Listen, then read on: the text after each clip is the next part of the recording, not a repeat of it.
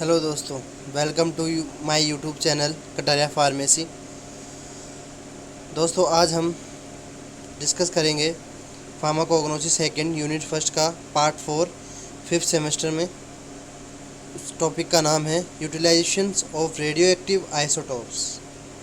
दोस्तों, ये last topic है जो पीसीआई सिलेबस के अकॉर्डिंग बहुत ही इम्पोर्टेंट है, तो आप इस वीडियो को लास्ट तक देखें। और अगर आप चैनल पे नए हो तो सब्सक्राइब एंड लाइक ज़रूर कीजिए। दोस्तों, चलते हैं utilisation of radio active isotopes.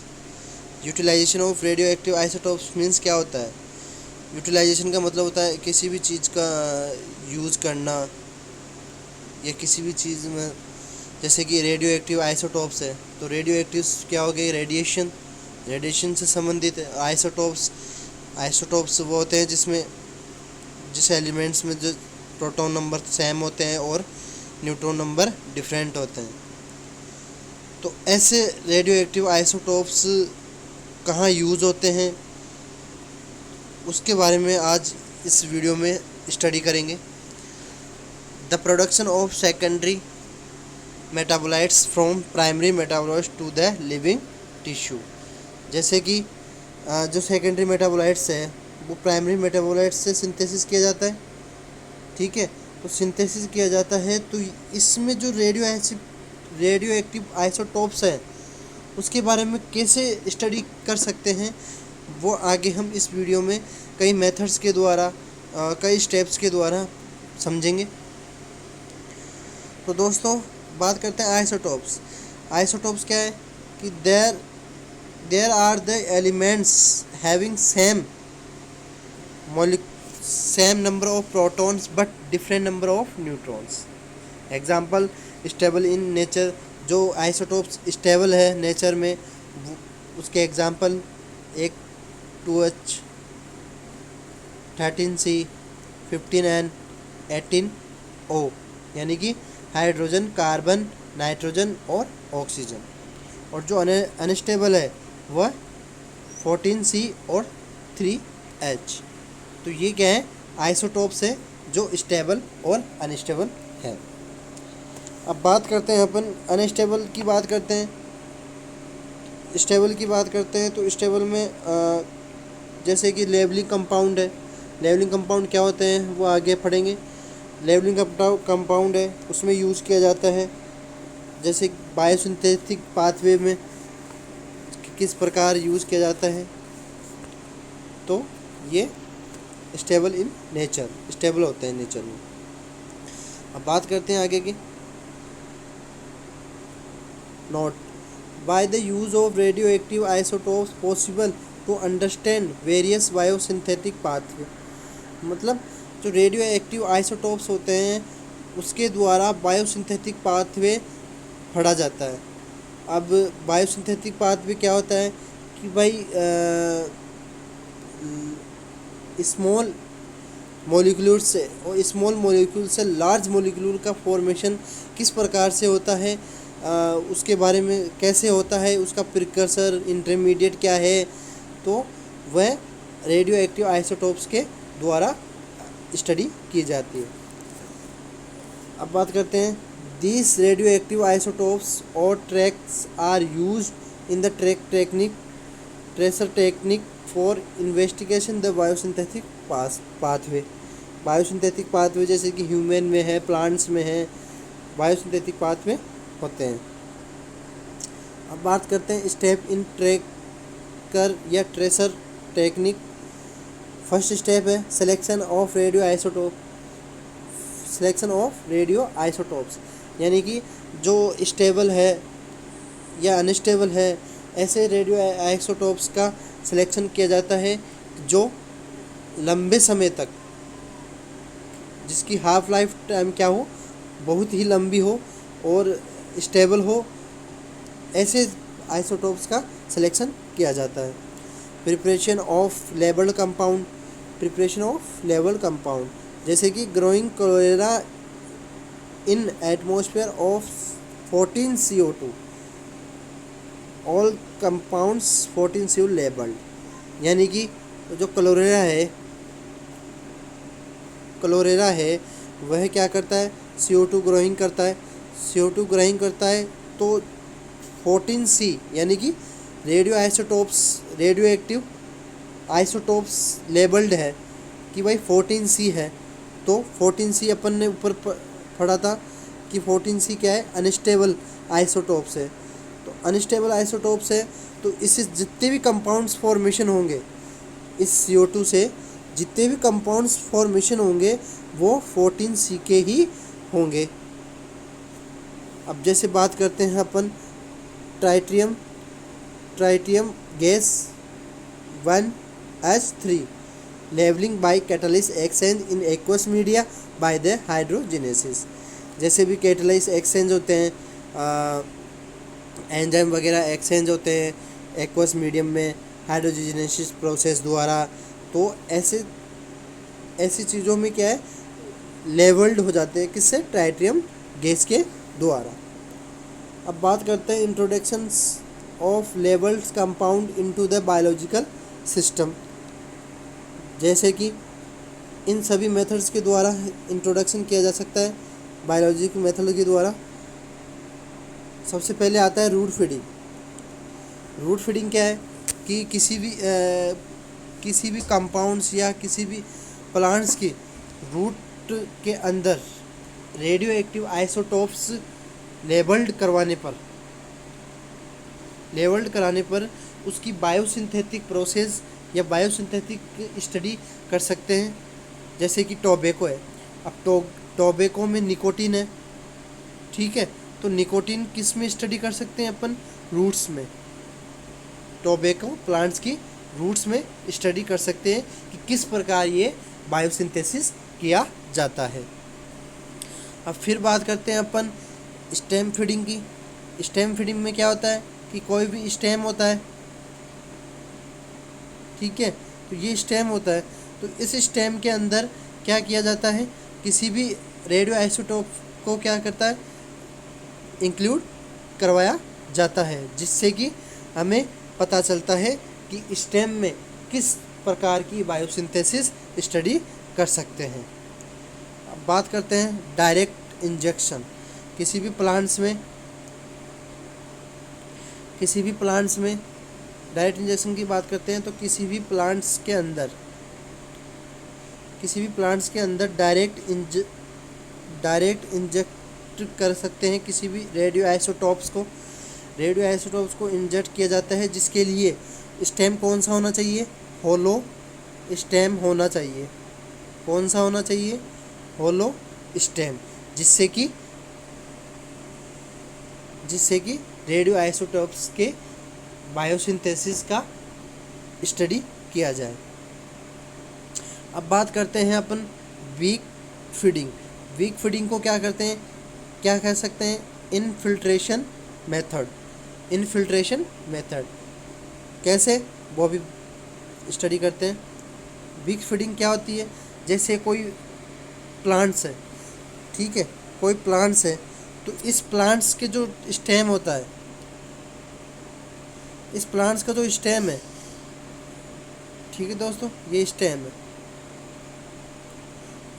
है, तो इस स्टेम में किसी भी कॉटन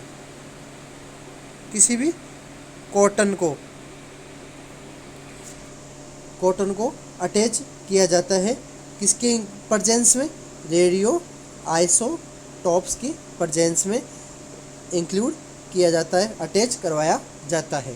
तो अटैच करवाने पर इसकी जो पीक्स होती है, कॉटन अटैच कराया, इसकी जो कॉटन की पीक्स होती है, किसी भी सॉल्यूशन में अटैच करवाने पर ये जो है फिल्ट्रेशन के माध्यम से, यानी कि किसी भी कॉटन के रेडियो आइसोटोप फिल्ट्रेशन होके स्टेम में एंटर करते हैं। स्टेम में एंटर करने पे अपन बायोसिंथेसिस स्टडीज़ का पता लगा सकते हैं। अब बात करते हैं अपन फीडिंग फ्लोटिंग। किसी भी स्टेम का या किसी भी रूट्स का या किसी भी लीव्स का किसी एक जार में पीसीज लेके उसके ऊपर रेडियो आइसोटोप्स का फ्लोट कराते हैं, यानी कि रेडियो आइसोटोप्स की परत जमाते हैं जिससे कि वह उनमें अब्जॉर्ब कर लिया जाए। तो इस प्रकार हम बायोसिंथेटिक स्टडीज़ कर सकते हैं। अब बात करते हैं स्प्रे टेक्निक्स। स्प्रे टेक्निक्स जैसे कि किसी भी इम्पोर्टेंट पार्ट्स में, जैसे कि लीफ है, ठीक है दोस्तों, ये लीफ है, ठीक है, तो इस लीफ में किसी भी रेडियो आइसोटोप्स को स्प्रे करवा दिया जाए तो ये किसी भी स्प्रे होने के बाद प्लांट्स के अंदर एंटर हो जाता है, रेडियो आइसोटोप्स एंटर हो जाता है, जिससे कि बायोसिंथेसिस स्टडीज़ कर सके। ठीक है दोस्तों, अब बात करते हैं फोर्थ स्टेप की बात करते हैं, तो इसमें आते हैं separation and detection technique. Separation and detection technique जैसे कि किसी भी रेडियो आइसोटोप्स जैसे प्रोडक्ट है, ठीक है, तो प्रोडक्ट को प्लांट से या किसी भी कंपाउंड से कैसे सेपरेशन करें, जिसमें जैसे कि 14C है, रेडियो आइसोटोप्स है, ठीक है, कार्बन डाइऑक्साइड है, तो जैसे कि अब उससे प्रोडक्ट बनाए हैं तो जितने भी प्रोडक्ट बनेंगे उसमें 14C आएंगे, तो उन 14C को यानी कि 14 कार्बन को कैसे सेपरेशन करें वह मेथड हम स्टडी करेंगे। और डिटेक्शन यानी कि कौन से प्रोडक्ट में कौन सा आइसोटोप्स है वो डिटेक्ट कर सके। तो इस डिटेक्ट मेथड 6 मेथड होते हैं। फर्स्ट मेथड है GM काउंटर्स मेथड, सेकंड है liquid scintillation chamber, third method है गैस आयनाइजेशन चैम्बर, फोर्थ है मास स्पेक्ट्रोफोटोमीटर्स, और फिफ्थ है NMR स्पेक्ट्रोफोटोमीटर्स, और सिक्स है ऑटो रेडियोग्राफी। इन सभी मेथड से हम किसी भी चीज़ का सेपरेशन और डिटेक्शन कर सकते हैं। अब बात करते हैं दोस्तों सबसे मेन पॉइंट कि इस टेक्निक में like fractional crystallisations and columns chromatography are also use for the separation process, यानी कि सेपरेशन प्रोसेस में क्रिस्टलाइजेशंस और क्रोमेटोग्राफी भी यूज कर सकते हैं। अब बात करते हैं फिफ्थ स्टेप की, मेथड फॉर ट्रेसर टेक्निक। अब इसमें कई मेथड्स हैं, जैसे कि फर्स्ट मेथड है precursor product sequence, double multiple labelling, competitive feeds और आइसोटोप इनकॉर्पोरेशन और सीक्वेंशियल एनालिसिस। ठीक है दोस्तों, सबसे पहले बात करते हैं अपन प्रीकर्सर प्रोडक्ट सीक्वेंस की। प्रीकर्सर प्रोडक्ट सीक्वेंस की बात करते हैं तो प्रीकर्सर प्रोडक्ट सीक्वेंस जैसे कि कोई भी रेडियो आइसोटोप्स को एंटर करवाते हैं तो उसमें जो प्रोडक्ट फॉर्मेशन होता है उससे पहले जो प्रीकर्सर, जिस वजह से जो प्रोडक्ट फॉर्मेशन होता है, जिस आइसोटोप्स की वजह से फॉर्मेशन होता है, वो अपन सीक्वेंस में स्टडी करते हैं कि पहला कौन सा आइसोटोप था, फिर सेकंड में कौन सा आया, फिर थर्ड में कौन सा आया। जैसे कि एग्जांपल, जैसे ए है, ए को ए ने बनाया बी और बी ने बनाया सी, ठीक है, तो प्रीकर्सर की बात करते हैं कि बी का निर्माण किसकी वजह से हो रहा है, ए की वजह से, तो ए क्या है, बी का प्रीकर्सर है। तो इस प्रीकर्सर में जैसे कि मान लो आइसोटोप्स है 15 मानते हैं कि 15 ए है, तो प्रोडक्ट फॉर्मिंग करेंगे किसको, बी का, तो बी में भी क्या आएगा 15 आएगा, और बी किसका करेगा, सी का, तो सी में भी क्या आएगा 15 आएगा। तो इससे पता चलता है कि प्रीकर्सर प्रोडक्ट सीक्वेंस यानी कि जो आइसोटोप्स अपन ने ए में इंक्लूड करवाया था वही आइसोटोप्स बी में और वही आइसोटोप सी में। इससे पता चलता है सीक्वेंस ऑफ प्रीकर्सर कि भाई जो प्रीकर्सर में आइसोटोप था वही प्रीकर्सर आने वाले प्रोडक्ट्स में है। अब बात करते हैं अपन double multiple labelling. Double multiple labelling की बात करें तो डबल मल्टीपल लेवलिंग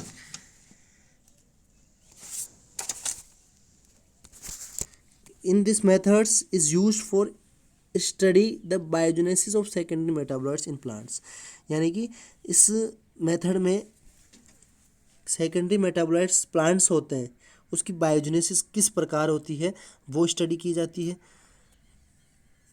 ठीक है दोस्तों। और थर्ड मेथड है कम्पिटेटिव फीडिंग। कम्पिटेटिव फीडिंग में किसी भी इंटरमीडिएट का पॉसिबली जो इंटरमीडिएट है उसके बारे में पता लगाया जा सकता है, जिस प्रकार जैसे कि बात करते हैं अपन कि ए